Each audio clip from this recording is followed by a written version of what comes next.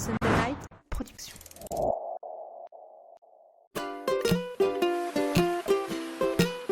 Bienvenue sur Mordu, le podcast des passionnés de glisse et d'outdoor. Mordu, mais aïe! Bonjour à tous, bienvenue sur Mordu, le podcast des passionnés de glisse et outdoor. Je suis Mathieu et suis très heureux de vous retrouver enfin pour cette deuxième saison de Mordu. Et qui dit nouvelle saison dit nouveau format. Nous diffuserons désormais un épisode de Mordu chaque mardi. Le premier mardi du mois, c'est l'interview d'un rider inspirant. C'est le format que les habitués connaissent, vous verrez, on a rencontré les meilleurs de chaque discipline. Le deuxième mardi du mois, ce sera Tendance Ride. On s'est fait un petit cadeau en proposant à Thierry Serret d'intervenir sur Mordu. Thierry, on l'adore, il est expert des sports de glisse et cofondateur de Code Zero. Dans chaque épisode, il décryptera les derniers phénomènes du monde du ride. Le mec est génial, je suis sûr que vous allez adorer l'écouter. Troisième mardi du mois, on se retrouvera avec le spot ultime. Notre invité du mois nous parle de sa destination ride préférée et partage ses bons plans. On espère vous donner plein de nouvelles idées pour partir rider, que ce soit au bout du monde ou tout près de chez vous. Enfin, le dernier mardi du mois, on se retrouvera pour Culture M, la culture G pour les mordus. Laura, la co-créatrice de ce podcast, vous propose une chronique décalée mais solidement documentée pour initier le plus grand nombre au jargon et au milieu. Et même les plus pointus pourraient apprendre 2-3 trucs. Voilà pour la nouvelle programmation. On continue à rencontrer des personnalités hors du commun, tout en vous apportant des infos inédites dans des formats plus concentrés. On espère que ça va vous plaire. Mais à tout seigneur, tout honneur. Revenons sur notre premier invité du mois, un des kings du parapente, Elliot Notchez. Loin de l'image à papa que certains ont encore, vous allez découvrir le parapente sous toutes ses facettes. Si Elliot va au bout de sa passion, il est tout sauf un trompe-la-mort. Derrière l'apparente décontraction et un sourire XXL, il est devenu un réel cascadeur professionnel dont chaque exploit est millimétré. C'est aussi un mec super généreux qui prend autant de plaisir à s'envoyer en l'air qu'à partager sa passion avec le plus grand nombre. C'est parti pour ce nouvel épisode de Mordu. Elliot Notchez, l'as des as du parapente. Salut Elliot, bienvenue sur Mordu. Eh ben salut, enchanté. Je suis hyper content que tu sois avec nous, merci d'avoir accepté l'invitation. Eh ben tout pareil, merci à vous. Alors moi je vais partager déjà avec les auditeurs mais une énorme frustration, mais énorme, c'est que en te contactant tu m'avais dit bon allez on va faire une partie du podcast en l'air avec moi sur le parapente et là on n'a pas les bonnes conditions. Eh ben ouais, on aura un meilleur son dans la chambre que C'est sous clair. le parapente. Alors, mais c'est vrai que je m'étais dit, oh la galère, comment je vais faire pour lui monter son Ouais. truc derrière. Ça a été plus compliqué pour toi. Mais alors du coup, moi, ça aurait été ma première fois en parapente, j'étais super excité. Est-ce que toi, tu peux me raconter ta première fois en parapente? Eh ben ma toute première fois en parapente, je peux pas te parler de souvenirs vraiment précis. J'avais 2 ans avec mon papa. J'étais un peu autiste, je passais mon temps à regarder par la fenêtre. Je disais pam pam, ça veut dire que moi je voulais faire du parapente. Avant de dire papa maman, je disais pam pam. Et au bout d'un moment, ils ont craqué. Il a emmené ma sœur voler. J'avais piqué un casque. Je me suis endormi avec le casque en regardant la vidéo en boucle. Et là, le père, il a dit bon bah, je crois qu'il a vraiment envie de faire du parapente, le jeune. Donc premier vol en biplace, c'était j'avais 2 ans. Donc pas des souvenirs, des beaux souvenirs en images, mais pas vraiment dans ma tête. Après j'en ai plein dans mon enfance, des souvenirs de parapente. Mais voilà, les premiers vols, les vols où je faisais la sieste en l'air et tout ça, non. Donc là, tu dis, ton père t'emmenait, tu faisais la sieste Ouais, à côté de lui. le premier coup, il m'a vu m'écrouler devant lui en tant que passager. Je me suis dit, bon, il a fait un malaise. Il est vite allé se poser, j'ai arrivé en bas, je l'ai engueulé parce qu'il m'avait réveillé de la sieste. Et là il s'est dit bon bah le mercredi après-midi pour garder le gamin ça va pas être compliqué, on va aller faire du parapente maintenant. C'est énorme, donc là nous on est chez toi, enfin chez ton père à Chambéry, t'es vraiment un enfant de la balle, t'as grandi ici et grandi tout dans de les suite dans le montagnes, parapente. tout de suite dans le parapente, tout de suite papa était ancien guide, il avait fait ses études pour guide de haute montagne à Chamonix, donc tout le temps connecté vraiment en montagne et voilà sport outdoor et vraiment dans ce milieu-là qui me passionne et puis du coup on n'a pas lâché le truc quoi.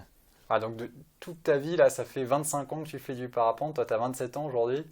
Ça fait 25 ans maintenant que je vole en biplace, ça fait 17 ans en solo de mes propres ailes, mais ouais ça commence à faire quelques années. Quelques heures passées dans le ciel. Ouais, c'est clair. Alors, explique-nous un petit peu là. Aujourd'hui, on n'a pas les conditions pour faire du parapente parce que y a beaucoup d'air, il y a de la pluie qui est annoncée. C'est quoi les bonnes conditions pour faire du parapente? Ouais, donc passer à l'actuel où il y a de la pluie, des nuages et du vent, on en est loin du coup des conditions optimales. Non, c'est des journées à l'inverse de ce que tout le monde croit, il nous faut pas beaucoup de vent. Beaucoup de gens pensent qu'on vole en parapente grâce au vent. Et quand on vole et que c'est la folie pour nous, ils nous disent mais il n'y a pas de vent aujourd'hui, ça devait pas être bon. Alors que pour nous c'est pas ça du tout. Le deuxième écho qu'on entend souvent du grand public, enfin les non pratiquants, c'est journée canicule, 45 degrés quand tout le monde est en train de mourir dans les vallées, ils pensent que c'est très bon pour le parapente, alors qu'il nous faut de la différence de température. Nous, ce qui nous intéresse en parapente, c'est les ascendances pour pouvoir rester en l'air. Et il faut de la convection, il faut que le chaud circule à travers le froid, il faut que les bulles d'air chaudes montent, donc il ne faut pas qu'il y ait 50 degrés caniculaires dans les vallées. Et pas trop de vent. Bon, après, il y a 80... Alors attends, comment tu sais là, toutes ces histoires de On regarde un peu la convection, météo, on a pris quelques cours avec les météorologues pour comprendre comment ça marche, les hémagrammes et tout ça.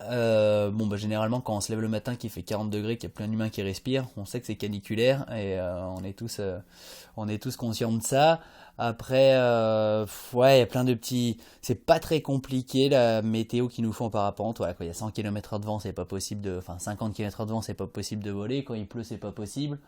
Et quand c'est caniculaire, je parlais des conditions quand il fait 40 degrés, on peut voler. On n'a pas d'ascendance, c'est pas les journées optimales, mais... Et vraiment, la journée optimale, c'est beaucoup au printemps. Genre le mois de confinement, là c'était des conditions optimales de chez Optimal, là, des belles ascendances, pas beaucoup de T'avais bien le vent. temps de regarder les bonnes conditions optimales sur J'ai ton eu le temps ordinateur. de voir les oiseaux qui volaient devant le balcon, qui étaient fin heureux. Mais voilà, des journées où forcément avec un bel ensoleillement, pas trop de vent, des belles montagnes. Et ça fait des journées pas trop mal normalement. Bon, alors je te dis que j'étais dégoûté de ne pas faire cette initiation avec toi. Par contre, j'ai pris un plaisir de dingue en préparant l'interview. En général, préparation d'interview sur Mordu, c'est assez cool. Je regarde des vidéos et je lis ce que vous faites.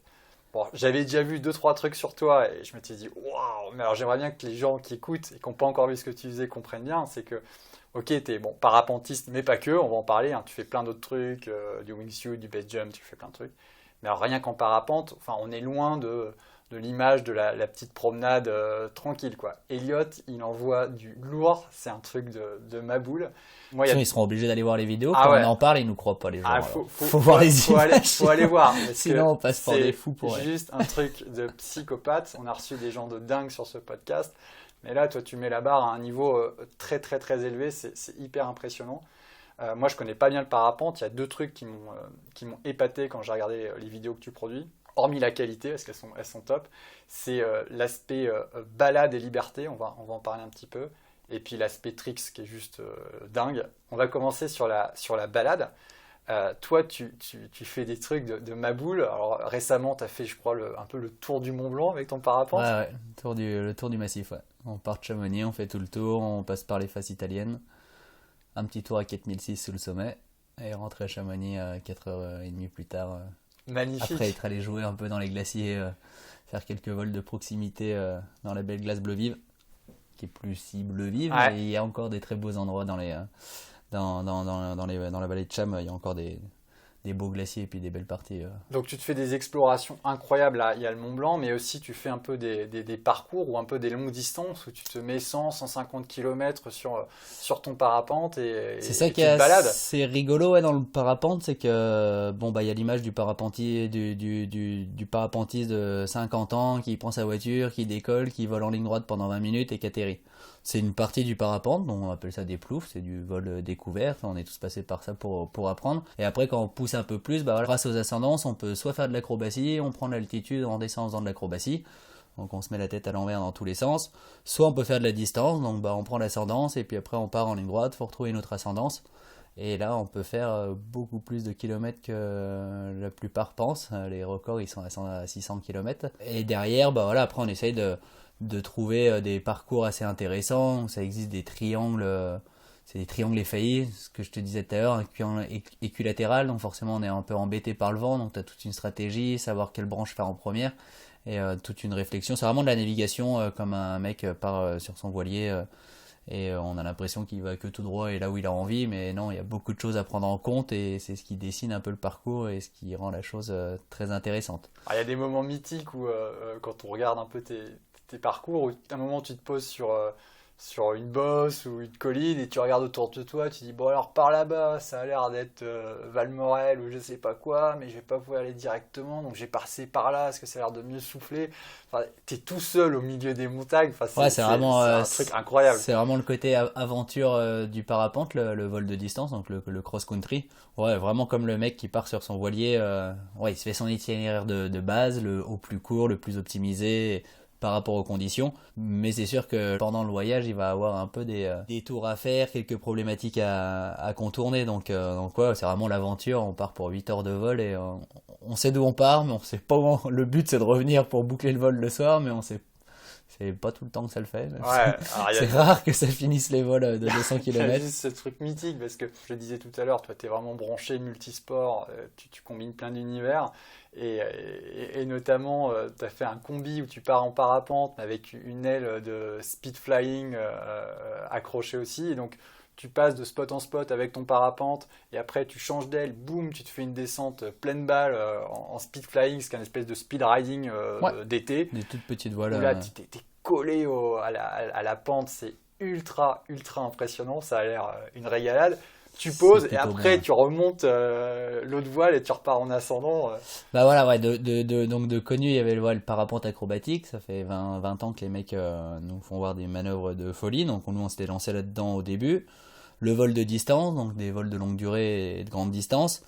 Et après, bah, il y a un peu les autres côtés du sport que bah, j'essaie de pousser et de faire évoluer. Bah, le vol de proximité, le vol près du sol. On vole quand même à 50-60 km/h, il y a des très beaux passages à faire près du sol. Et une quatrième partie qui n'existait pas vraiment jusque maintenant, nous on a appelé ça les blabla fly. On se balade grâce à nos parapentes, on se véhicule grâce aux parapentes pour aller pratiquer d'autres activités.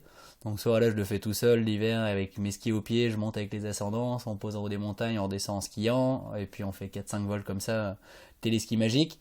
Ça marche en vélo, ça marche en plein, voilà le combo avec les petites voiles de speed flying. Et puis on a essayé aussi de pousser, de combiner deux sports, mais avec vraiment deux athlètes. Donc je prends le mec en vélo, c'est moi qui le fais monter, au lieu qu'il pousse sur les pédales, il monte avec les ascendances sous mon biplace, il saute du biplace, on fait la course, on se récupère en bas. Ouais, il y a un truc que tu as fait avec Léo Taillefer, je crois, où Ouais. il est en ski, toi tu es en parapente et à un moment tu le chopes via une corde à la James Bond, il s'arnache et là boum, il part en l'air. Ouais, on C'est avait magnifique. chopé Kylian Bron aussi en vélo, on lui avait mis un harnais, un mousqueton dans le dos, puis en même temps qu'il roulait, on arrivait à le catcher au passage en plein vol. Et puis voilà, ouais, plein de belles idées un peu farfelues et qui sortent de l'ordinaire. Alors quand j'ai débarqué chez toi, Elliot, je t'ai dit non mais attends, ces trucs de combi, mais moi je veux faire ça en fait, hein, ça a l'air génial, c'est la liberté, tu voles, tu vas où tu veux, tu pratiques tes sports, tu skis, y a personne et tout. Bon, t'as un peu quand même mis en perspective le fait que c'était pas non plus facile de mettre tout ça en place, c'est pas si simple. notamment pour les conditions. Pour les conditions, les plans, il y a des plans galères, hein, on le fait un peu moins voir en image, ou quand on le fait voir avec pas mal d'humour. Il y a des parties où on a peur, un peu comme tout le monde, donc c'est pas facile quand on est tout seul. L'hiver, là, quand je fais les combinaisons parapente et ski, faut que je sois très très léger, donc on vole c'est plus des harnais d'escalade qu'une sellette de parapente, donc c'est vraiment des bouts de sangle qui nous tiennent. Un tout petit parachute de secours et puis t'as 2000 mètres de gaz sous les pieds en haut de l'ascendance avec tes skis aux pieds. Bon là psychologiquement, des fois il y a la partie mentale qui rentre en compte et puis c'est pas facile de tenir et puis voilà avec la fatigue et c'est ce qui est aussi rigolo, c'est qu'il faut arriver à gérer sa fatigue, son niveau technique, son envie et son degré d'engagement dans les descentes, dans les runs purs. Donc c'est un peu toute cette partie-là qui est pas facile et qui rend l'aventure très technique. Ouais. Faut être bon dans les deux sports, faut être pas mauvais dans sa tête pour revenir debout en bonne santé sur ses deux jambes. C'était quoi ta plus grosse galère là, comme ça en expé découverte? Et là j'étais parti, on avait fait un beau ça fait 4 ans là que je fais des combos, donc la période est très courte, c'est sortie d'hiver, faut qu'il reste de la neige en montagne qui est assez bonne à skier. Et des ascendances, en mois de février, il n'y a pas assez de différence entre chaud et froid. Donc les ascendances, ça n'existe pas. On fait que des vols où on descend près du relief. Et à partir d'avril, il y a les ascendances qui reviennent. Donc on peut monter avec les parapentes dans les ascendances et quand même aller skier de la bonne neige. Et au bout de 3 ans, je me suis dit, mais là, j'arrive à faire 4-5 runs dans la journée. Donc 4-5 montées et 4-5 descentes. Je me suis dit, je vais partir sur 2 jours le faire. Et puis la première journée, il faisait plus chaud que prévu. J'ai raté 3 sommets à 100 mètres près, donc à la fin, je finis à pied avec les pots de phoque. Donc j'ai bu beaucoup plus d'eau que ce qui était prévu. Le soir, j'étais fatigué, desséché et je me suis réveillé le matin. J'avais dormi dans une gare d'arrivée de télésiège sur un petit matelas de pisteur. Puis je me suis réveillé le matin, j'étais complètement Je vais juste desséché. préciser pour ceux qui écoutent, quand on dit garde d'arrivée de télésiège, en gros, sauf si t'as un peu triché pour la vidéo, mais en gros, t'avais repéré le lieu avant? Non, mais on sait qu'il y a souvent les arrivées de télésièges qui sont ouvertes et on... Ah là, il y a une arrivée de télésiège, c'est un truc qui est fermé, quoi. Donc il y a personne et tout, tu te poses et il s'est mis sur la banquette de télésiège pour Des passer fois, il y la a nuit, des quoi. petites trappes d'ouvertes. Là, j'ai eu de la chance que la trappe était ouverte. C'était juste après la sortie de saison, donc je pense qu'ils n'avaient pas eu le temps de tout fermer. J'avais eu un super bon retour de la station. C'était pas ma station, hein. J'étais dans les Beldon. Qui m'a envoyé un message. J'ai laissé les lieux propres. Je m'en suis juste servi intelligemment. Ça sentait un peu la rouille et puis une gare d'arrivée de télésiège. Mais bon, j'ai passé une bonne nuit. Et puis le lendemain matin, en me réveillant, je me suis dit, là, je suis plus en forme. Il fallait que je marche un petit peu pour retourner trouver un décollage où j'étais déjà dans les ascendances. La veille, j'avais été trop gourmand. J'avais voulu faire un run au coucher de soleil. Et quand j'ai redécollé en parapente pour aller me placer pour le petit dodo, il n'y avait plus d'ascendance. Donc je me suis arrêté à mi-pente, trouvé cette arrivée de télésiège. Et le lendemain matin, au réveil, je me dis, mais j'ai plus de flotte, j'ai pas beaucoup à manger. T'es au middle, un peu de nowhere, Je suis quoi. dans la montagne. Donc bon, j'avais toujours l'option de redescendre en volant dans la vallée, et puis je retournais chercher ma voiture à pied ou en stop, mais c'était pas du tout mon plan et j'avais pas du tout envie que ça finisse comme ça. J'ai eu la chance de tomber sur 2 randonneurs qui m'ont gentiment offert 2 litres de flotte, une petite sieste, un peu d'étirement, essayer de se remettre un peu en forme, et pris la décision, un check météo, et puis derrière, faut arriver à se remotiver, et puis tu repars pour la deuxième journée d'aventure. Mais voilà, c'est des phases psychologiques et physiques qu'on voit pas forcément dans les vidéos, où on a l'impression que c'est tout beau, tout rose tout le long, alors qu'il y a des parties quand même... Genre par exemple la deuxième journée, quand je montais à 3000 sous les nuages pour aller me poser au sommet, le premier jour, tu montes à 3000, t'es super haut et t'es hystérique complet, donc t'as pas peur. Puis le lendemain, t'es fatigué, t'es moins hystérique, donc tu te mets à avoir bien peur. Et toutes les phases où t'es bien perché avec tes skis aux pieds, tu te sens un peu seul, quoi. Donc voilà, il y a un peu toutes ces phases-là à gérer. Les reposes, hein, on se permet de reposer en montagne. Alors oui, en France, on a la chance d'avoir des secours en montagne incroyables, merci le PGHM. Mais de les appeler pour tout et rien, c'est pas bon du tout et ça engendre d'autres problèmes derrière. Il faut penser aux autres amoureux de la montagne qui pratiquent en même temps. Donc pas le droit de se faire mal toutes les parties où je repose en parapente. Les descentes, faut quand même pas prendre une bonne avalanche de printemps sur la tronche. Donc voilà, il y a quand même tous ces critères que quand on voit la vidéo, on se dit c'est tout beau tout rose, très facile et demain je viens avec toi. Et puis au final, quand on se met dedans, on se dit merde, je viendrai avec toi mais dans 10 ans, quoi. Ah ouais, parce que là, Elliot, on est vraiment dans le sport extrême pour moi, tu vois, de tout On ce l'a un qu'on a peu vu. poussé à l'extrême, mais ouais, il y a 10 ans de pratique à haut niveau en parapente freestyle, donc qui est vraiment la base c'est du pilotage. Donc au niveau pilotage parapente, on a quand même des bases assez soudées. Et derrière, on évolue sur d'autres pratiques, on peut se permettre de les combiner, mais ouais, c'est du travail à long terme, quoi. Bien Ça sûr, se fait pas en- on parlera tout à l'heure des dangers, c'est toujours le thème un peu chiant quand on parle des athlètes comme toi, je sais que t'aimes pas trop, mais on va en parler et j'essaierai de t'en parler un peu moins bêtement que d'habitude, on verra si j'y arrive. L'autre truc que je voulais parler sur la pratique, pareil, pour que tout le monde visualise bien ce que tu fais, donc il y a cet aspect cross-country hyper sympa, découverte, aventure, outdoor incroyable, et alors il y a un aspect freestyle qui est juste incroyable. Alors moi, mon trick préféré, tu vas nous expliquer après comment tu l'envoies. Je sais même pas comment il s'appelle, mais j'imagine que c'est Les Infinity Alors Tumbling. non, moi c'est pas les Infinity, ou c'est ceux où tu fais des front loops, Ouais. mais tu passes au-dessus de ton aile, mais là l'aile elle reste tendue et à la limite, c'est hyper impressionnant, mais je vois à peu près le concept. Mais alors, il y a un truc, c'est cette espèce de back loop, donc faut imaginer. Parce qu'elle Et- n'existe pas vraiment en fait, cette manœuvre. Alors je sais pas si C'est des elle tricks existe- de skieurs qu'on a un peu... tu vas me twisté. parler des backflips J'en sais rien, mais sur bon, les il y a un moment, décrochages. tu t'envoies avec ton parapente, tu montes, donc t'es au-dessus, mais complètement au-dessus de ton parapente, t'envoies un double back loop, donc une double rotation arrière, il y a le parapente qui tombe en drapeau, donc toi, tu tombes en chute libre à côté, et là, boum, tu te fais récupérer par ton, C'est à peu par ton près ça. parapente. C'est un bon résumé. Alors, vas-y, explique-moi comment ça se passe, une manœuvre comme ça. Ça s'appelle Et comment?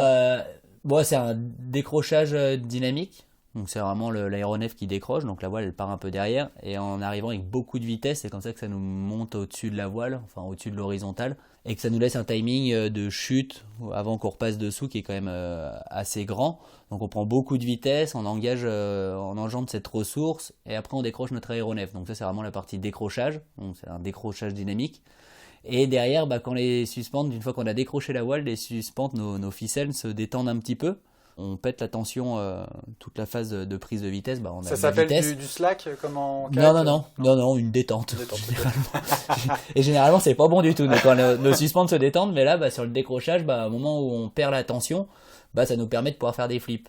J'adore le ski, je fais des petits backflips, mais souvent je m'écrase. Et des doubles backflips, je regarde les copains pro skieurs le faire et je suis gaga comme pas possible. Et là, je me suis dit, je vais prendre mon parapente, 1000 mètres de haut, comme ça je suis sûr de pas m'écraser. Et si je m'en mêle pas dans mes ficelles, je ferai un double backflip avec la réception qui est 1000 mètres sous les pieds. Donc il y a quand même un petit côté visuel assez rigolo quand t'es la tête en bas et que tu vois la planète 1000 mètres en dessous. Et puis après, il y a quand même la partie technique. Quand j'étais gamin, je faisais du trampoline en club. Donc forcément, les double backs, les fronts, les machins, c'était les tricks, les premiers tricks que t'apprends et puis qui sont quand même rigolos. Donc là, de le faire sous mon parapente. Entre le décrochage et le moment où l'aile te réceptionne, tu fais quoi en chute libre à peu près en temps? Très court. Et puis justement, et c'est ça qui est rigolo dans cette manœuvre, c'est faut respecter les axes et faut respecter le timing. Nous, toutes les figures en parapente, c'est de la prise de vitesse et des timings à respecter. On a l'impression qu'on tire les ficelles dans tous les sens et puis ça réagit bien, mais non, on respecte quand même beaucoup de timing, des prises de vitesse et vraiment des timings. Donc là, au moment où la voile décroche, on pète la tension avec les ficelles, ça nous permet de tourner, mais on est en train de tomber. À un moment, on repasse sous l'aéronef, ça se retend. Si on n'a pas fini la rotation et qu'on a la tête en bas à ce moment-là, on est un peu tout bloqué, la tête en bas, les pieds dans les ficelles. Donc il y a quand même ça à respecter, donc c'est un timing assez court. Donc quand tu pars, tu te dis que tu peux le faire techniquement, t'as analysé les timings, et donc au moment précis et au voulu, t'as respecté ta prise de vitesse, les axes, parce qu'il faut pas faire le décrochage tout de travers, sinon ça part déjà mal dès le début. Et après, quand t'engendres la partie gymnastique, faut aller très très vite. Je comprends bien, mais tu vois, par rapport aux autres sports, tu vois, où tu peux essayer, même tu vois, alors tu vas nous dire, tu as sûrement des techniques, mais moi, la première fois, quand je tente pour la première fois un trick, en général, je me fracasse, et au bout de 20 fois, ça passe. Toi, tu peux pas.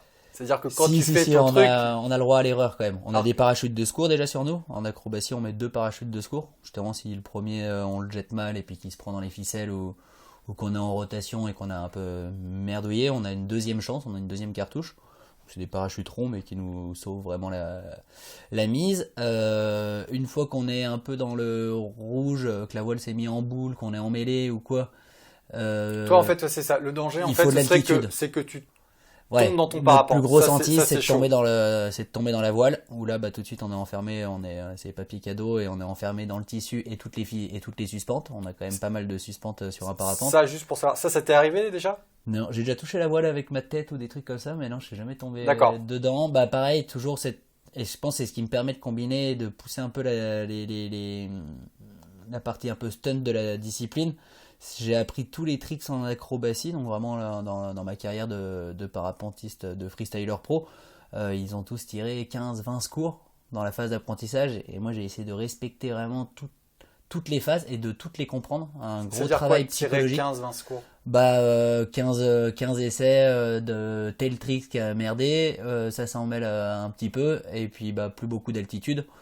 Au lieu de s'écraser, on tire le parachute pour poser à peu près proprement. Et toi, non, tu tombes pas beaucoup. J'ai eu la chance de tirer qu'un seul secours dans toute ta carrière. J'avais appris toutes les figures sans jamais tirer un secours. Donc un gros travail psychologique et de compréhension. J'avais, avant de faire le premier essai, les 20 gamelles, comme tu dis, quand tu apprends un trick en kitesurf, au lieu de les faire... au lieu de prendre les gamelles en direct, moi je les prenais le soir dans mon lit en m'endormant, à vachement mentaliser le tricks. Toutes les cacahuètes, elles t'arrivent sur la partie où tu mentalises le mouvement. Et forcément, quand t'arrives sur le terrain pour le faire, t'es déjà quand même pas trop mal préparé, quoi. Alors certes, ça nous est arrivé aussi des essais bien ratés. Et si on respecte la sécurité, donc nous en parapente, c'est beaucoup d'altitude. Plus on est haut, souvent ça fait peur, mais c'est là où on est en sécu, parce que ça me laisse temps... Je m'étais dit, moi, en regardant les vidéos, justement, devant des lacs et tout ça, je me suis dit, en fait, le truc, c'est sûrement, ils doivent faire ça au-dessus de l'eau. Et l'eau apporte quand même une sécurité aussi optimale, hein. Il y a beaucoup de cascades où on le fait au-dessus de l'eau. S'il nous arrive quelque chose, on tombe dans l'eau avec notre parachute. Même si on arrive un peu fort sur le dur, on serait fait mal. Là, dans l'eau, on se fait pas mal. Et on met des systèmes de sécu en place. Il y a un bateau qui nous attend en bas. Les cascades où on largue les parapentes et tout, pareil, les gens ils pensent qu'on a paumé le parapente dans la nature, on se met sur un box, un box d'évolution, une zone d'évolution vraiment sécurisée. Donc tout ça, c'est du travail en amont. Hein. C'est pas demain je vais faire tel trick, je vais aller à côté de la maison et je vais le faire. Donc voilà, on réfléchit à notre position, on réfléchit un peu à tout ça. Et si tout ça est pas trop mal fait, ça arrive à un résultat. Mais ça, c'est incroyable, là, ce que tu dis sur la. Alors, je reviens sur la. Excuse-moi, c'est moi qui t'ai interrompu, mais sur la visualisation, c'est incroyable parce que toi, tu sens vraiment. Toi, t'expliques ta capacité à rentrer des nouveaux trucs sans tomber par cette capacité à visualiser avant. Ouais, je pense. Et puis le biais de la vidéo, je suis arrivé dans le parapente dans ma grosse phase d'évolution où je voulais apprendre à faire tous les tricks, etc. Où il y avait le début des vidéos en embarqué. Beaucoup de gens nous disent que c'est de la connerie la vidéo, ça pousse à l'enflammade, etc. Je suis d'accord sur cette partie-là, mais par contre c'est une très grosse partie de la pédagogie, je trouve, la vidéo. Et j'ai énormément appris à débriefer le soir. J'allais m'entraîner pendant 3 heures, mais le soir je bossais pendant 4 heures sur l'ordinateur à débriefer de mes erreurs, des actions qui ont été réussies et de la bonne évolution. Et voilà, en y réfléchissant beaucoup, en y pensant énormément, en servant un peu de la vidéo et en ayant un papa qui m'a fait mon assurance vie pendant une bonne partie de mon enfance. Voilà, en arrivant à être cadré, ça s'est super bien passé. C'est incroyable ça. Et tu arrives à appliquer ce que tu as développé en visualisation dans le parapente dans d'autres domaines. Là, je disais. Oui, le mec est insupportable, hein, Elliot. Hein, il déchire en parapente, mais tout ce qui touche, il est pas mal. T'arrives à appliquer ça hors parapente, c'est-à-dire quand tu te lances dans un nouveau sport, tu passes beaucoup de temps à visualiser, à regarder des vidéos et tu sens un apport Je énorme. rêve de coller des gros kite loops en kite et là j'y ai bien mentalisé. Je pense que dans pas longtemps ça va essayer les premiers essais. Et ouais, pareil, beaucoup de repérage, on va dire, en vidéo. Et puis essayer de se mentaliser un peu le geste une fois qu'on l'a fait 2000 fois dans sa tête. Je pense qu'on est déjà plus armé pour aller le faire réellement et être présent physiquement dans la cascade que d'arriver du jour au lendemain et se dire tiens, j'ai vu le voisin faire ça, j'y ai pas du tout réfléchi à comment il a fait, mais il y arrive donc je vais essayer et puis ça va peut-être marcher. Et ça, c'est un Ça truc va le faire, mais que tu tu as vas prendre, développé plein de gamelles. tout seul, ado, dans ton lit, ou tu t'es fait aider avec des coachs? Est-ce que toi-même, tu es capable de coacher sur de la visualisation? Comment ça fonctionne? Le padré a toujours fait beaucoup de pratiques sportives et beaucoup de montagnes. Donc forcément, on a toujours regardé un peu nos paternels de façon...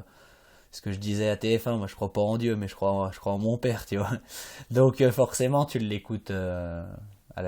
tu l'écoutes vraiment, ce qu'il dit, tu le fais, et puis tu réfléchis même pas à s'il a tort ou s'il a raison. Et j'ai l'impression qu'il avait plus souvent raison qu'il a eu tort.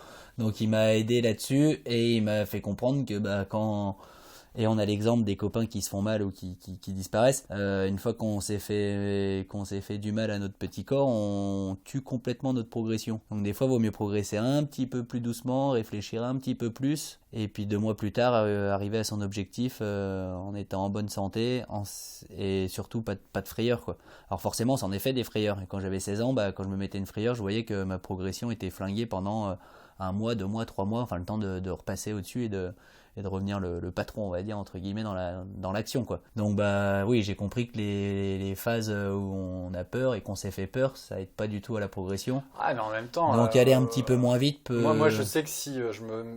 Bon, j'ai pas ton talent, c'est sûr, mais si je me mets pas un coup de pied aux fesses en me disant allez, tu sors de ta zone de confort et puis ça va pas marcher, mais c'est la première marche, la gamelle, la peur, c'est la première marche vers un jour réussir à poser un nouveau truc, tu vois. C'est pas facile à doser parce que moi, si je fais que les trucs où je suis safe, t'évolues pas aussi, non. On se met le coup de pied aux fesses, pareil, hein, même après avoir mentalisé 2000 fois le trick dans sa tête et se dire là c'est bon, je sais où j'en suis dans ma tête. Si demain je vais essayer, je devrais pas être trop perdu.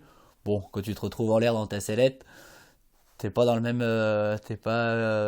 psychologiquement t'es pas pareil que la veille devant l'ordinateur à te dire c'est bon, j'ai compris le trick, je vais essayer, ça va marcher. Forcément, t'as l'appréhension, et c'est une appréhension qui est à vraiment à prendre en compte, je pense, dans le sport et dans les sports un peu extrêmes. Dans la vie en général, je pense, quand il y a une appréhension, faut surtout pas la mettre de côté et de l'effacer. Je sais pas, le petit jeune qui va faire son premier entretien devant le patron, il va avoir peur. S'il met que cette peur et cette appréhension de côté, au lieu de s'en servir, ça va pas l'aider. Que de le garder dans le coin de la tête, il faut se mettre le petit coup de pied aux fesses pour avancer. Et voilà, vraiment arriver à s'en servir, faut l'écouter, je pense, sa peur, et puis réussir à vraiment s'en servir. Que d'avoir peur et de faire le trompe-la-mort bientôt mort, on s'en fout d'avoir peur, je le mets de côté et yandalais, je fais la tête brûlée, ça aide pas forcément. Et de trop s'écouter et de pas se pousser, et c'est vraiment dans la vie en général, je pense, effectivement ça marche pas non plus, ça aide pas à évoluer et à avancer. Donc, Et c'est de se dire, et ça par exemple, je sais que les amateurs du dimanche comme moi on le fait pas assez, c'est de se dire, un tricks en fait, c'est pas t'arrives sur le spot, tu te dis tiens, qu'est-ce que je vais faire et de le lancer, c'est plutôt avant de se dire voilà, regarder les vidéos des mecs qui l'ont fait avant, regarder les conseils, de se mettre à la place, essayer de visualiser si et l'évolution, la progression aussi avant, parce que là les gens qui m'écoutent ils vont dire ouais ben dans ce cas-là le jeune il va conseiller aux gens d'acheter une aile de kite, d'aller regarder 3 tutos sur internet et puis d'aller essayer un kite loop. Non, ouais, moi quand je mentalise un tricks, c'est que toute mon évolution avant, du petit tricks, le tricks qui suit, tout a été respecté. On peut pas apprendre à faire un dérapage en vélo avant d'avoir appris à enlever les roulettes, quoi, tu vois. Ouais. Donc, et le mec qui a jamais fait de vélo, qui aurait besoin d'avoir les roulettes, qui regarde le tuto YouTube pour faire un dérapage ou un wheeling, effectivement, il va s'en remettre une. Et là l'apport, la pédagogie en vidéo est pas bonne du tout. Donc oui, gaffe à... J'ai vu un tuto sur YouTube, c'est bon, je peux essayer. Bon, si le mec il veut apprendre à faire le plus gros tricks du monde, mais qui sait pas faire la base de pilotage dans son sport, le tuto YouTube va juste le tuer, quoi. Ça va pas l'aider dans son évolution. Donc voilà, c'est vraiment faire la part des choses. Faut se servir des autres, mais on est tous quand même différents. Donc il y en a qui ont besoin plus de temps, plus de mentalisation. Il y en a, ils ont besoin d'être poussés, puis d'y aller. Il faut essayer, il faut se pousser, puis en ayant plus de ratés, forcément, mais voilà, ils y arrivent. Donc tout le monde est vraiment différent. C'est un juste milieu. Il faut s'écouter, mais pas de trop. Je pense qu'il faut bien se connaître. Et ça, c'est pareil, c'est pas que dans le sport, c'est vraiment dans la vie en général. Et le sport aide énormément pour apprendre à un humain à se gérer, je pense. C'est vraiment la partie psychologique du sport qui me fascine, c'est qu'on apprend vraiment à se gérer, quoi. On va parler de ce sujet tout de suite, comme ça on va l'écarter après. Les sujets qui fâchent. Le parapente, le base jump, le wingsuit, c'est hyper dangereux. Il y a des morts. On te pose tout le temps la question, dire c'est hyper dangereux. Dans combien de temps tu vas mourir? Est-ce que t'es un trompe-la-mort? Faut que je diffuse vite cette interview, sinon machin, un truc comme ça. Non, mais blague à part, c'est vrai que quand on regarde ce que tu fais et ta pratique, forcément pour les gens qui sont pas dedans, ça interpelle. Moi j'aurais 2-3 questions là-dessus. La première, déjà, quand on te pose ces questions-là sur « Ah, c'est dangereux, tu vas peut-être mourir », qu'est-ce que t'en penses, toi? Oui, c'est pas une fierté d'être pris comme un trompe-la-mort bientôt mort. Malheureusement, il y a plein d'humains qui se tuent dans le sport, qui se tuent dans la vie en règle générale. Donc le côté accidentogène, c'est sûr que c'est pas la partie qui nous fait rire. Et moi, je me lève pas le matin en me disant « Ah, cool, je suis un trompe-la-mort, je vais engager pour faire le cade ». Et plus on engage en plus, et moins généralement moins ça plaît aux gens parce que c'est parti à fond dans l'extrême. Moi je fais pas ce sport pour dire que j'aime envoyer du lourd et me faire peur et puis voilà. Mais c'est la réalité, hein. Malheureusement ça fait partie du game, et je pense que la vie elle est belle, c'est aussi grâce à ça, hein. C'est qu'il y a un début, il y a une fin, et qu'on joue entre ces deux phases là, mais voilà, on sait qu'il y a une fin, donc faut le garder en tête. Et alors est-ce qu'il y a que les gens extérieurs au milieu ou les journalistes qui posent ces questions là, ou est-ce qu'entre vous en parlez? On en parle forcément parce que oui, c'est sûr que c'est une problématique qui existe vraiment. Il y a des accidents.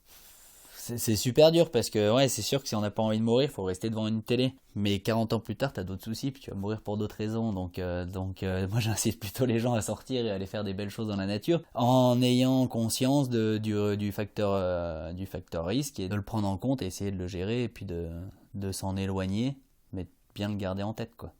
Et du coup, comment ça se passe avec tes parents, ta compagne? Maman, elle a les cheveux tout blancs. Ouais. Non, celle qui les a voulu, ses cheveux blancs. Mais... Non, c'est sûr que c'est pas évident, hein. Pour une mère, je pense que c'est des super beaux moments de vie. Elle était en larmes quand on gagnait les Coupes du Monde, et quand elle est ravie, c'est la première, je crois que c'est ma plus grande followeuse, ma maman. Ouais, c'est clair. Donc c'est sûr que c'est génial, et elle me voit épanoui tous les jours et le plus heureux du monde. Elle avait peur pour ma vie parce que le sport est en train de se démocratiser. Les Australiens, ils en vivent, mais ça c'est très récent quand dans la tête d'un Frenchie, on puisse vivre du sport. Donc déjà, ma maman, elle me disait non, passe ton bac plutôt parce que ton parapente, il va pas te faire vivre. Donc déjà là, il y a eu des confrontations et elle a mis du temps à y croire. Et puis là, c'est la plus heureuse du monde que j'arrive à m'en sortir. Et après, ouais, c'est forcément une peur en continu qu'on lui passe le mauvais coup de fil. J'ai vraiment pas envie, tu vois. Ça me met des frissons d'en parler. Et il y a des exemples tous les ans des amis et des pratiquants qui disparaissent. Donc ouais, c'est des problèmes. Je prends pas de chasse et j'ai pas de pression par rapport à mon patron, mais ça serait presque notre patron au final, la mort, quoi. Ouais, c'est exactement. à dire, mais voilà. Et il faut la respecter pour pas avoir d'embrouille et de mauvais passages à avoir à faire avec elle, quoi. Toi, si tu devais donner un conseil à un jeune de 16 ans là, qui suit tes traces, qui adore ce qu'il fait et qui a des parents, par exemple, qui sont ultra flippés et qui lui disent non mais stop. Quel conseil tu lui donnes pour l'aider à embarquer ses parents, ses proches? Et les écouter. Je pense que c'est les anciens qui ont raison et pas les jeunes. Un ancien qui est vivant, il peut forcément avoir plus raison qu'un petit jeune de 16 ans qui se dit je vais rester vivant et je vais tout vous expliquer. Bon, s'il grille trop d'étapes et qu'il est trop sûr de lui, il va pas vieillir.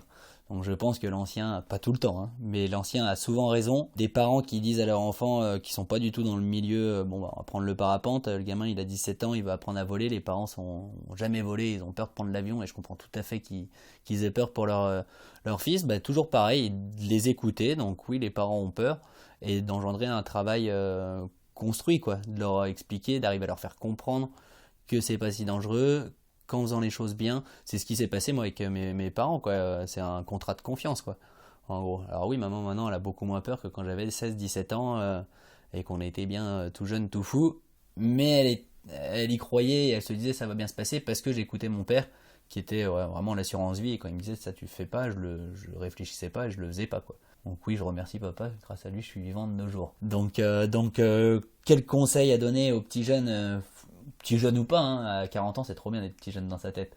Et on peut faire des grosses bêtises à 40 que le petit jeune à 16 ans va pas le faire, parce qu'il y en a un qui est tout fou et l'autre qui est tout sage et qui s'écoute trop. Donc écouter les autres, écouter les gens qui ont de l'expérience et puis pas en faire qu'à sa tête et se servir de tout ce qu'on nous dit, même si le voisin nous raconte la plus grosse bêtise, au lieu de se dire c'est un âne et puis j'ai oublié, et plutôt essayer de s'en servir, sortir le positif, le négatif, et puis voilà, essayer de se construire comme ça avec un peu tout ce qu'on entend et tout ce qu'on voit et tout ce qu'on a analysé, quoi. Tu me disais que toi là t'as 27 piges et déjà tu dis prends un peu moins de risques qu'il y a 2-3 ans. T'as l'impression que t'es déjà sur un moment où tu t'assagis. Des risques différents, on a progressé techniquement, on mixe les disciplines, donc c'est des nouveaux risques qu'on rajoute dans le game. Oui, il y a des projets vidéo où techniquement je suis tout bon depuis 10 ans pour le réaliser. Il y a 5 ans j'étais nickel dans ma tête et je voulais le faire, et là effectivement je commence à me dire pas forcément, oui c'est la peur qui parle. Dans le sport moi je regarde vachement et on est sur ce chapitre, le côté accident, je regarde vachement ce que va me procurer en plaisir. C'est une réflexion bête, mais je pense que quand j'avais 18 ans je raisonnais 50% de plaisir, 50% d'engagement. Jamais au-dessus de 50%, parce que tu te dis je vais pas revenir à la maison le soir. 50-50, il y a déjà une grosse part d'engagement. Maintenant je dois plus marcher dans du 80-20 ou 90-20, quoi, avec seulement 20 degrés d'engagement.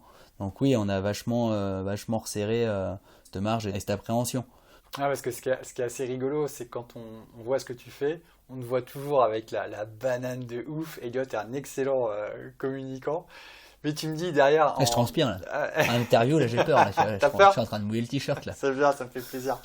Mais ce qui est marrant, c'est que quand on te voit là, nous avons une vidéo où tu atterris sur un cheval. Le mec, il est en parapente, il atterrit sur un cheval.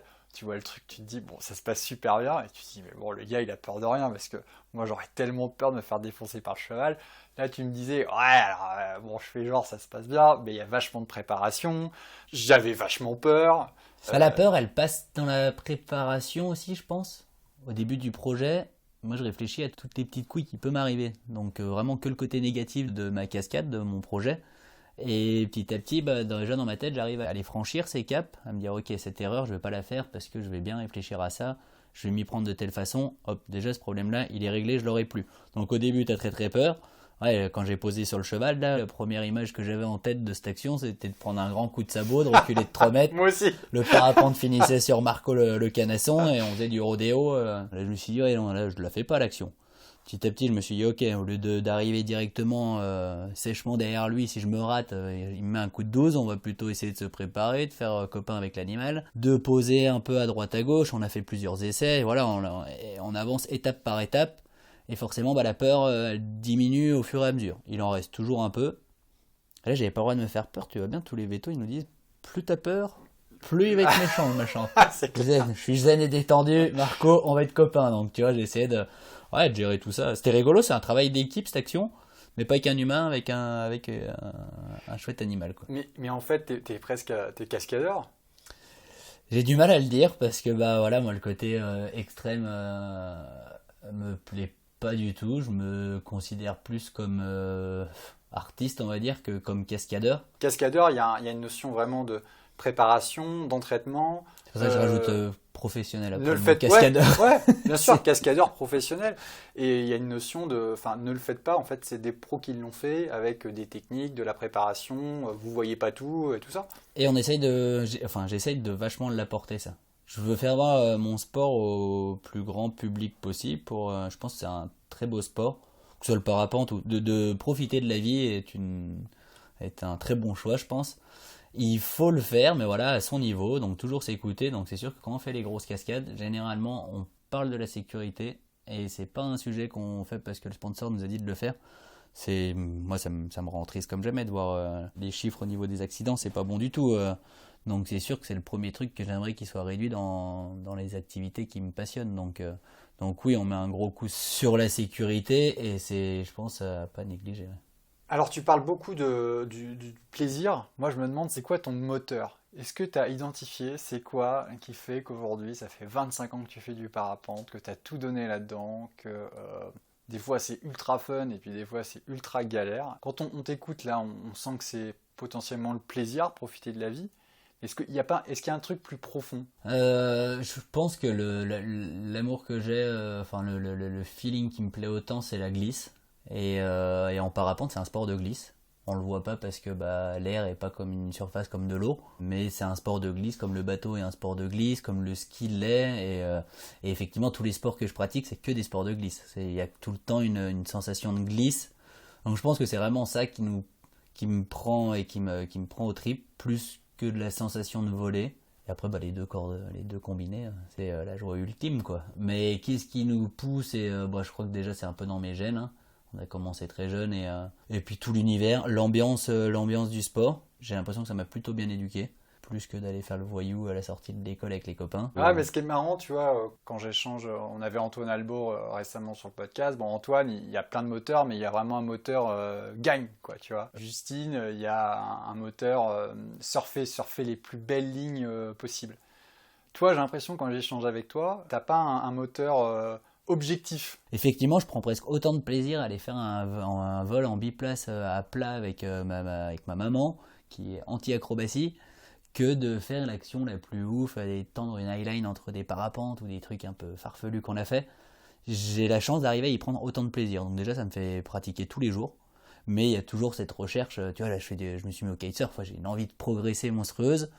En parapente, je l'ai un petit peu moins parce que j'ai fait quand même 9 années à haut niveau et qu'on s'est battu tous les jours pour arriver aux objectifs. Donc si, c'était quand même le moteur de motivation, était quand même la recherche de la performance et des victoires. Elle continue un peu à l'heure actuelle avec les vidéos. C'est ce qui me passionne, c'est qu'on pousse les prouesses, en plus de partager ça avec notre public et de faire évoluer notre sport. Si, il y a quand même toujours cette recherche de prouesses techniques et puis d'évoluer. De toujours essayer de faire pas forcément mieux, mais du mieux de soi-même. En compète, il y a des compètes où où j'ai été 8ème, j'étais plus content qu'une autre compète où j'ai gagné la Coupe du Monde parce que les autres copains ont volé comme des pieds, quoi. Ah ouais. Tu vois, t'es plus content de toi quand t'as réalisé le meilleur de toi-même. Gagner, c'est bien, mais d'être bien dans ses baskets et puis bien dans sa tête, je pense que c'est encore plus important. Donc. J'ai l'impression que tu adores partager l'amour de ton sport. C'est vrai que ça, c'est un truc qui est génial avec le parapente, c'est ces vols en biplace. Tu vois, tu me l'avais proposé, mais je sais que c'est un truc que vous pouvez faire. Voler à plusieurs, c'est absolument mythique. J'ai vu que tu avais lancé ou en tout cas tu participais à une association qui s'appelle Nos Étoiles Volantes, je crois. Si tu peux en dire un mot. Bah oui, le partage, ça me passionne. J'ai fait 8 années à haut niveau. Le seul partage qu'il y a, c'est avec le père, le coach et les sponsors. Donc c'est quand même un projet très personnel. Donc on est quand même assez loin du partage. On partage la même navette avec les copains, mais il y en a un qui pleure et puis les autres qui sont... Et il y en a un tout le monde pleure et puis il y en a un content. Donc c'est quand même des projets vraiment personnels. Cette envie de partager, je l'avais eu il y a 13 ans, 14 ans de ça. La première fois que j'avais le droit d'aller voler tout seul sur un site, ma mère m'avait posé au déco, au saisi, en face du Mont Blanc. Et j'étais tombé sur un enfant qui était en fauteuil et qui pétait vraiment pas la forme. Il pendait dans son fauteuil, mais je sentais qu'il avait envie de toucher, qu'il était pris dans cet élément et dans cet univers. Et on l'avait juste mis dans la sellette, donc dans le harnais de parapente, et on l'avait porté avec le père. Quand j'avais vu l'effet que ça avait fait dans les yeux de la maman et du gamin, je m'étais dit que c'était quand même très important de le partager. Moi, ça m'a rendu très heureux, très épanoui dans la vie, toutes ces belles activités. Et je pense que l'envie de le partager, il vient de là. Ouais. C'est que ça m'a rendu vraiment très heureux. Je pense que ça peut en rendre le sport, enfin l'épanouissement, rend les gens heureux. Donc oui, j'essaye d'en motiver le plus possible. Et derrière, après avoir fait 8 années à haut niveau, avoir les résultats sportifs que je voulais, donc réussi un peu tous mes objectifs, je me suis dit je veux le partager. Je veux partager mon univers. Les gens nous disent souvent ouais, on a de la chance. Non, on l'a beaucoup provoqué la chance. Et je pense que tout humain qui pète la forme, et tout à l'heure je disais on a déjà de la chance d'être vivant et en bonne santé. Il y a beaucoup d'humains qui pleurent alors ils pètent la forme. J'aimerais partager avec eux et les booster, mais il y en a aussi malheureusement qui naissent avec des sacrées mauvaises maladies et ils pètent vraiment pas la forme. Et pour eux, c'est beaucoup plus dur de s'épanouir, de découvrir nos univers et de découvrir ça quoi. Donc je m'étais dit mon projet ça sera avec des enfants malades. Et il y a 3 ans, j'ai regardé sur internet toutes les associations d'enfants handicapés dans la région. Forcément, il y en a des centaines et des centaines. Tous les parents qui ont un petit qui est malade, ils font une asso. Et je suis tombé sur nos petites étoiles qui regroupent 60 associations. Et donc forcément, quand on part sur un projet d'événement où on veut leur faire du parapente, plein de petits ateliers, des découvertes de slackline, de machin, c'est une journée sans maladie, on appelle ça. Et je me suis dit, là, avec l'association de petites étoiles, on peut faire des journées où on va réussir à booster, à dynamiser la vie de 10, 12 gamins et les accompagnants. C'est aussi beaucoup pour les familles qu'on fait ça. Et le gamin, il pète pas la forme, mais il s'en rend pas tant compte que papa, maman et les frangins, ils sont présents au quotidien dans le combat. Donc vraiment une journée où ils oublient la maladie et que tout le monde partage et vraiment arriver à leur faire connaître ce qui me passionne. Et ça marche super bien. Ça aurait été la 4e édition là. Et c'est carton plein et c'est, je crois, la meilleure thérapie au monde. Je termine toujours en demandant, toi, quelqu'un que tu aimerais écouter, quelqu'un qui est une source d'inspiration pour toi, que tu aimerais écouter dans Mordu le podcast. 2 personnes qui m'influencent et qui sont plutôt jeunes, ils sont très très très bons et ils continuent à être heureux, à croquer la vie à plein temps, c'est les Soul Flyers, Fred et Vince refait. C'est juste incroyable.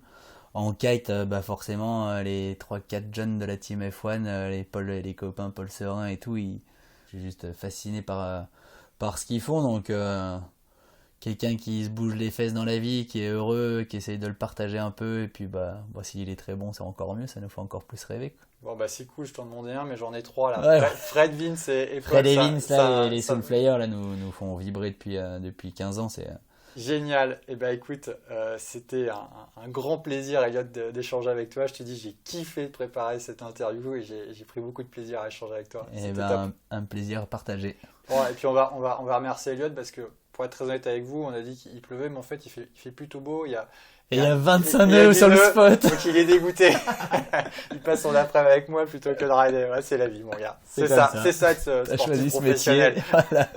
Ça se paye des fois. C'est la vie. Et puis, je pense que on peut inviter tout le monde à aller voir ce que tu fais sur Insta et sur YouTube. C'est de vraiment, ça met le sourire folie. Et quelques étoiles dans les yeux. De la folie. Bravo. À plus, mec. Ciao. Merci à tous d'avoir écouté cet épisode jusqu'au bout. Vous le savez très probablement, mais malheureusement, depuis l'enregistrement, Vince Refait nous a quittés. Tout comme Elliot, nous l'admirions énormément et sommes bouleversés par sa disparition. Nous en profitons pour témoigner toute notre affection à sa famille et ses proches. Nous avons une profonde admiration pour toutes ces personnalités qui tracent leur route et vont au bout de leur passion. Cette admiration est l'un des moteurs de ce podcast. On vous retrouve dès la semaine prochaine pour le premier épisode de Tendance Ride. Notre expert maison, Thierry Seret, répondra à la question qui agite le monde de la glisse. Quel avenir pour le foil ? À très vite sur Mordu. Sunday Night Production.